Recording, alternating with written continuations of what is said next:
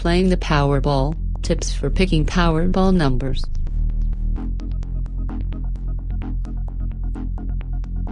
My older son is in high school and he is totally into math. The other day he was doing his homework, graphical functions and calculating the outliers of a number pool, when my friend from our lotto group called me and asked for the Powerball numbers I would likely choose this week. My son listened to the conversation and after I hung up, he gave me this teenager look of "oh boy, if you know what I mean." Then he asked me if I really believed by choosing random numbers I could win.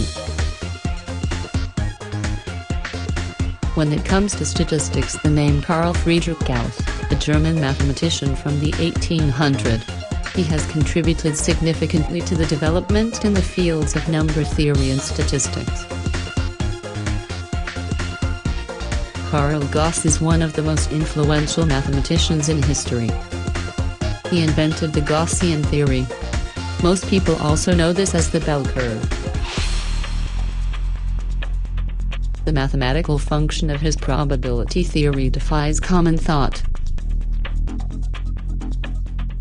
Normally us regular people would have picked the most drawn numbers seeing as they most often come up, or the least drawn numbers thinking since these haven't come up in a long time I'll pick them in case they do finally get picked.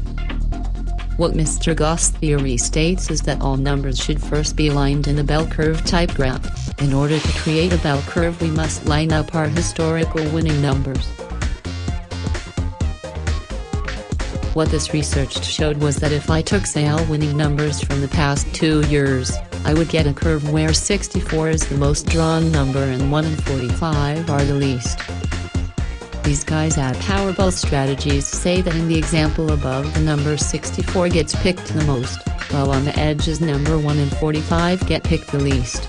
Point is that we now need to get numbers not from the top or the sides, but we need to overlay a rectangular box over the middle where most of the combinations are hit.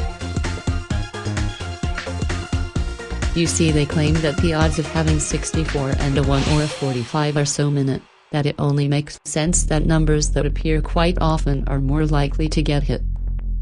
I'll be looking deeper into this as well as other articles. I think there may be something to this.